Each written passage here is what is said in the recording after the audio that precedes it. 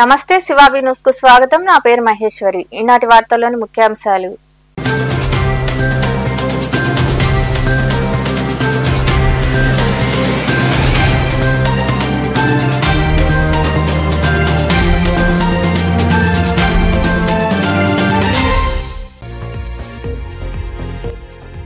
దేవాదాయ శాఖ ఈవో రవికృష్ణకు తప్పిన ప్రమాదం. నాయుడుపేట సమీపంలోని జాతీయ రహదారిపై అదుపు తప్పి డివైడర్ ను ఢీకొన్న కారు.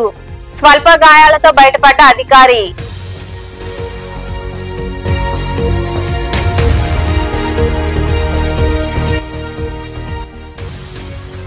శ్రీలక్ష్మి విగ్గులు, చీరల గురించి విమర్శలు చేయడం సరికాదు. తిరుపతిలో జరిగిన ధర్నా అనంతరం మీడియాతో మాట్లాడిన కేంద్ర మాజీ మంత్రి చింతామోహన్.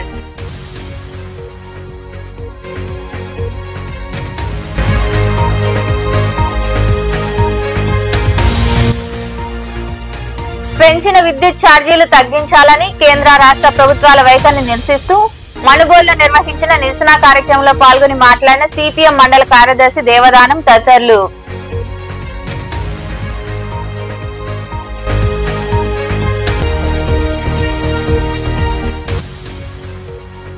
వినాయకుడికి విశేష పూజలు. మనుబోలు మండలం చెల్లోపల్లి, పిడూరు రోడ్డు తదితర ప్రాంతాల్లో కొలువైన గణనాథుల విగ్రహాల వద్ద ప్రత్యేక పూజలు. విరివిగా పాల్గొని స్వామివారిని దర్శించుకున్న భక్తులు. నాయుడుపేట దేవాదాయ శాఖ ఈవో రవికృష్ణకు రోడ్డు ప్రమాదం జరిగింది. ఈ ప్రమాదంలో ఆయనకు గాయాలయ్యాయి. ఈ మేరకు పోలీసులు కేసు నమోదు చేసి దర్యాప్తు చేస్తున్నారు. నాయుడుపేట దేవాదాయ శాఖ ఈవో రవికృష్ణ త్రుటిలో ప్రాణాపాయం నుండి బయటపడ్డారు. నాయుడుపేటలోని శ్రీ పోలేరమ్మ దేవాలయ ఈవోగా విధులు నిర్వహిస్తున్న రవికృష్ణ పెళ్లకూరులో ఉన్న చెన్నకేశ్వర స్వామి దేవాలయ భూముల వేలంపాటకు వెళ్లి తిరిగి నాయుడుపేటకు వస్తున్నారు. అదే సమయంలో అరవిందో అపార్ట్మెంట్ సమీపంలోని జాతీయ రహదారిపై కారు అదుపు తప్పి డివైడర్ ను ఢీకొంది. ఈ ప్రమాదంలో రవికృష్ణకు గాయాలయ్యాయి. పెద్ద ప్రమాదం తప్పడంతో అక్కడి వారందరూ ఊపిరి పీల్చుకున్నారు. ఈ మేరకు పోలీసులు కేసు నమోదు చేసి దర్యాప్తు చేస్తున్నారు.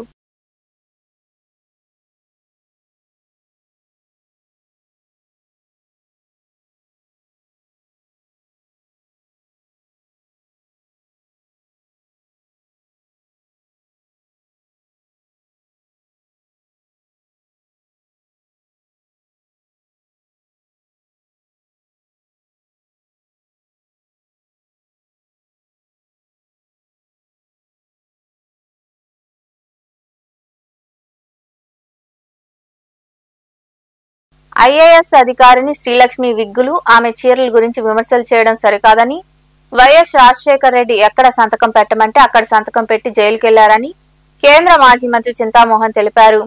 తిరుపతిలోని టీటీడీ పరిపాలన భవనం వద్ద కాంగ్రెస్ పార్టీ ఆధ్వర్యంలో ధర్నా కార్యక్రమం జరిగింది. అనంతరం చింతామోహన్ మాట్లాడుతూ 5 ఏళ్లు చీఫ్ సెక్రటరీగా ఉండాల్సిన శ్రీలక్ష్మి ఎంతో కోల్పోయారన్నారు. చంద్రబాబు ఆకాశంలో తిరుగుతున్నారని, భూమిపై తిరిగే వాళ్ళని కూడా చూడవయ్యా అంటూ ఆయన విమర్శలు చేశారు. భూమిపైన తిరుగుతూ ఉంటాం. ఓ బాబు చూడవా కాస్త భూమిపైన తిరిగే వాళ్ళని కూడా. నువ్వు ప్రతి ఊర్లో ఎయిర్పోర్టు, సీపోర్టు కట్టాలంటున్నావు. తిరుపతిలో ఏం కడతావు? మేము అడిగేది రెండు విషయాలు. అది ఎవరికో ముంతాజ్ హోటల్కి 25 ఎకరాలు ఇస్తానన్నట్టుగా నేను విన్నాను. అదేదో నిన్న మొన్న ఆ మాటలు కూడా విన్నాను. మీరు ఆ హోటల్కి ఇవ్వద్దు. అక్కడ టీటీడీలో పనిచేస్తున్నటువంటి అర్చకులు దాదాపుగా 500 మంది ఉంటారో 1000 మంది ఉంటారో నాకు కరెక్ట్గా తెలియదు. వాళ్ళందరికీ 5 సెంట్లు అలిపిరి దగ్గర ఖచ్చితంగా ఇవ్వు. బ్రహ్మోత్సవాలు అయ్యే లోపల ఇదే పెద్ద గొప్ప సంగతి కాదు చంద్రబాబు నాయుడు గారు. మీకు వెంటనే అర్చకులకి అలిపిరిలో 5 సెంట్లు ఇవ్వు. రెండవ విషయం, పారిశుద్ధ్య కార్మికులు కొండపైన పనిచేస్తున్నారు, హాస్పిటల్లో పనిచేస్తున్నారు, మున్సిపాలిటీలో పనిచేస్తున్నారు. కొండపైన పనిచేసే పారిశుద్ధ్య కార్మికులకు 11,600 రూపాయలు ఇస్తున్నారు. 11,600 రూపాయలు. ఈ నెల నుంచే రూయా హాస్పిటల్లో పనిచేస్తున్నటువంటి పారిశుద్ధ్య కార్మికులకు 18,600 రూపాయలు ఇవ్వబోతున్నారు. 18,600 రూపాయలు. కొండపైన వాళ్ళకి కింద వాళ్ళకి తేడా 7,000. నేను అడుగుతున్నా చంద్రబాబు నాయుడు, ఈ ధర్మం నువ్వు అంత మాటలు చెప్తుంటావు ధర్మం ధర్మం ధర్మం ధర్మం అని. నేను అడుగుతున్న దాంట్లో ధర్మం ఉంది. రూయాలో పనిచేసే వాళ్ళకి 18,600, కొండపైన పనిచేసే వాళ్ళకి 11,600. అంతేకాదు కొండపైన ఒక్క రోజు ఆపితే 1,000 రూపాయలు కట్ చేస్తున్నారు. ఇది కూడా అధర్మం. వెంటనే పారిశుద్ధ్య కార్మికులకు మరి రూయా హాస్పిటల్లోనూ మున్సిపాలిటీలో ఇచ్చినట్టుగా అక్కడ కొండపైన ఇవ్వాలని అందరికి ఇవ్వాలని నేను డిమాండ్ చేస్తాను. మూడో విషయం శ్రీలక్ష్మి. నాకు ఆ శ్రీలక్ష్మి తెలుసు, కలిజోళ్ళ అమ్మాయి. ఒక ఎస్సీ అబ్బాయిని పెళ్లి చేసుకుంది, మాలోళ్ళ అబ్బాయిని పెళ్లి చేసుకుంది. ఆయన ఐపీఎస్ ఆఫీసరు, ఐఏఎస్ ఆఫీసరు. జిల్లా కలెక్టర్గా నాకు నెల్లూరులో ఉండింది ఆ అమ్మ. ఆమె పైన అటువంటి విమర్శలు మంచిది కాదు. ఒక మహిళ, ఒక ఐఏఎస్ ఆఫీసరు, ఆమె పైన విగ్గులు 55 లక్షల విగ్గులు. ఎన్టీ రామారావుకి అక్కినేని నాగేశ్వరరావు కూడా లేవు అంత కాస్ట్లీ విగ్గులు. ఎందుకయ్యా స్వామి విగ్గుల పైన పడతావు? ఒక మహిళ ఏమయ్యా చీర కట్టుకుంది పండక్కి ఒకరోజు, దానికి 1,50,000. వద్దు నాయన, ఆడవాళ్ళని వదిలిపెట్టండి, మహిళలను వదిలిపెట్టండి. పాపం ఐఏఎస్ ఆఫీసరు తెలుసో తెలియకో ఆ రాజశేఖర రెడ్డి ఆడ సంతకాలు పెట్టమంటే ఆడ పెట్టింది, జైలు పోయింది, మీ వల్ల నష్టపోయింది. ప్రజలపై మోపిన విద్యుత్ ఛార్జీలు తగ్గించాలని సిపిఎం మండల కార్యదర్శి దేవదానం డిమాండ్ చేశారు. మనుబోలులో సిపిఎం ఆధ్వర్యంలో నిరసన కార్యక్రమం జరిగింది. కేంద్ర రాష్ట్ర ప్రభుత్వాలు అవలంబిస్తున్న వ్యతిరేక విధానాలను నాయకులు ఎండగట్టారు. విద్యుత్ ఉద్యమ కాల్పుల్లో అమరులైన వారికి నివాళులర్పించారు. వారి ఆశయాలు కొనసాగిస్తామని నాయకులు పేర్కొన్నారు. ఈ నిరసన కార్యక్రమంలో నాయకులు బీసీ భాస్కర్, ఆదిశేషయ్య, నరసయ్య, హేమంత్, నరసింహప్రసాద్ తదితరులు పాల్గొన్నారు. 2000 సంవత్సరంలో ప్రపంచ బ్యాంకుకి తలొగ్గి ఆనాటి ముఖ్యమంత్రి విద్యుత్ సంస్కరణలు తీసుకొచ్చాడు. వాటి ఫలితంగా విపరీతంగా కరెంటు ఛార్జీలు పెంచారు. కరెంటు ఛార్జీలు కట్టినటువంటి వారి మీద, అదేవిధంగా విద్యుత్ మోటారు బిల్లు కట్టినటువంటి వారి మీద కేసులు బనాయించింది ఆనాటి ప్రభుత్వం. అందుకు వ్యతిరేకంగా విపరీతంగా పెంచినటువంటి కరెంటు ఛార్జీలకు వ్యతిరేకంగా 100 రోజుల పైన పెద్ద ఉద్యమం, విద్యుత్ ఉద్యమం నడిచింది. 100 రోజుల తర్వాత ఇదే నెల ఆగస్టు 28వ తేదీన మన అప్పుడు ఉమ్మడి రాష్ట్రంలో హైదరాబాద్లో ఉన్నటువంటి అసెంబ్లీని ముట్టడించడానికి ఆనాడు ప్రజలు విపరీతంగా లక్షల మంది తరలారు. లక్షల మందితో ఉద్యమం జరిగింది.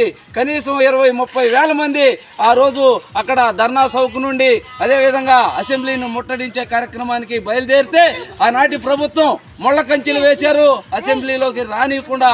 అదేవిధంగా అనేక నిర్బంధాలు విధించారు, టీయర్ గ్యాసు ప్రయోగించారు ప్రజల మీద. అదేవిధంగా రబ్బర్ బుల్లెట్లు, వాటర్ క్యాన్లు అన్నీ ఉపయోగించి ప్రజల్ని భయభ్రాంతులకు గురి చేసి పోలీసు గన్నుతో కాల్పులు జరిపి 3 ప్రాణాలు అర్పించారు. రామకృష్ణ 10 రోజులు మృత్యువుతో పోరాడి బెడ్లో చనిపోయాడు. అదేవిధంగా బాలస్వామి, అదేవిధంగా విష్ణువర్ధన్ రెడ్డి అనేటువంటి 3 అమరులైనారు. ఆ పోరాట ఫలితంగా గత 20 సంవత్సరాలుగా విద్యుత్ బిల్లులు పెంచినటువంటి పరిస్థితి లేదు. గత వైసీపీ ప్రభుత్వంలో జగన్మోహన్ రెడ్డి విద్యుత్ బిల్లులు పెంచారు. ఆ ప్రభుత్వాన్ని అనేక మార్లు నిందించినటువంటి ఈనాటి పాలకులు ఈరోజు విపరీతంగా కరెంట్ ఛార్జీలు పెంచుతా ఉన్నారు. ట్రూ ఆఫ్ ఛార్జీ అని, సర్దుబాటు ఛార్జీ అని, ఇంధన ఛార్జీలని. మనబోలు సమీపంలోని కోదండరామాపురం గమలపాలెంలో ఏర్పాటు చేసిన వినాయక విగ్రహం వద్ద చవితి ఉత్సవాల్లో భాగంగా స్వామివారికి ప్రత్యేక పూజలు నిర్వహించారు. భక్తులు విరివిగా పాల్గొని గణనాథుని దర్శించుకుని తీర్థ ప్రసాదాలు స్వీకరించారు. ఉభయదాతలుగా చెన్నూరు రత్నమ్మ, వారి కుమారుడు సాయిమోహన్, కోడలు వెన్నెల, వారి కుటుంబ సభ్యులు వ్యవహరించారు.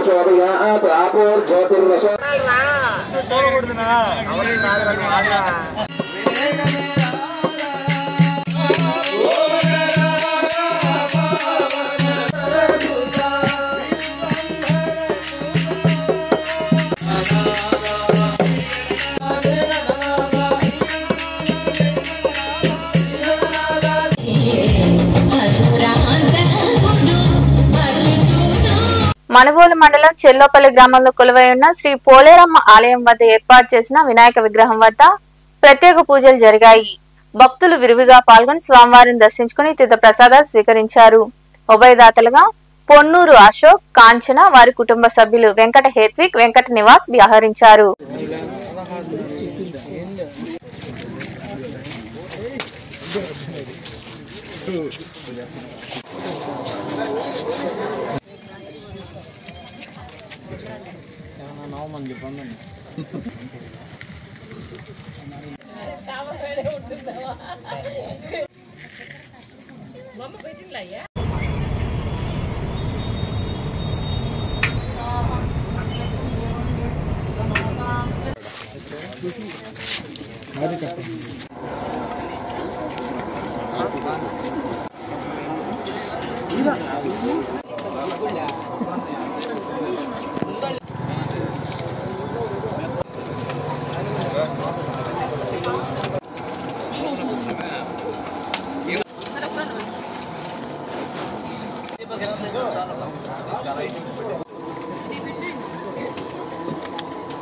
వేదాయపాలెంలో ఈ కమిటీ సభ్యులు ముక్కోటి దేవతల వరసిద్ధి వినాయక చవితి కార్యక్రమం చేస్తారు. అసలు ఆ విగ్రహం కూడా వినాయక స్వామి విగ్రహం కూడా హైదరాబాద్ నుంచి తెప్పిస్తారు. చాలా గ్రాండ్గా చేస్తారు. ఆ స్వామి ఆశీస్సులు అందరికీ ఉండాలా, ఎలాంటి విఘ్నాలు లేకుండా అందరికీ మంచి భవిష్యత్తు ఉండాలి. మనుబోలు సమీపంలోని పిడూరు రోడ్డులో వెలిసి ఉన్న సాయి మందిరంలో గురువారం రాత్రి బాబాకు అభిషేకాలు, ప్రత్యేక పూజలు, భజన కార్యక్రమాలు జరిగాయి. అనంతరం పల్లకీ సేవ వైభవంగా జరిగింది. భక్తులు విరివిగా పాల్గొని సాయినాథుడిని దర్శించుకుని తీర్థ ప్రసాదాలు స్వీకరించారు. ఉభయదాతలుగా మాదా రాజశేఖర్, సుప్రజ దంపతులు వ్యవహరించారు.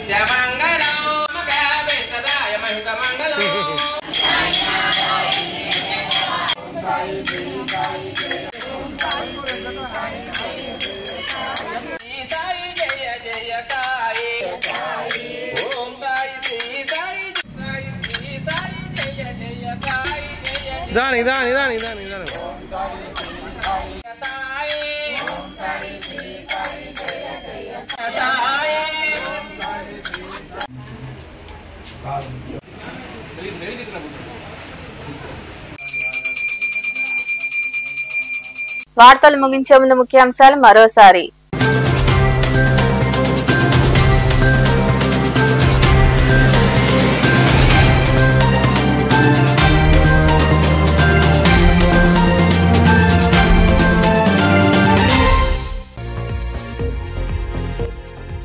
దేవాదాయ శాఖ ఈవో రవికృష్ణకు తప్పిన ప్రమాదం.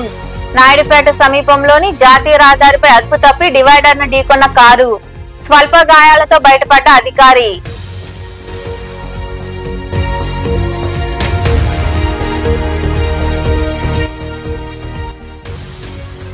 శ్రీలక్ష్మి విగ్గులు, చీరల గురించి విమర్శలు చేయడం సరికాదు.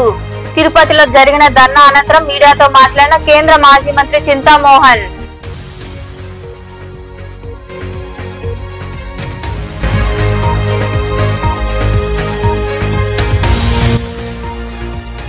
పెంచిన విద్యుత్ ఛార్జీలు తగ్గించాలని కేంద్ర రాష్ట్ర ప్రభుత్వాల వైఖరిని నిరసిస్తూ మనుబోలులో నిర్వహించిన నిరసన కార్యక్రమంలో పాల్గొని మాట్లాడిన సిపిఎం మండల కార్యదర్శి దేవదానం తదితరులు.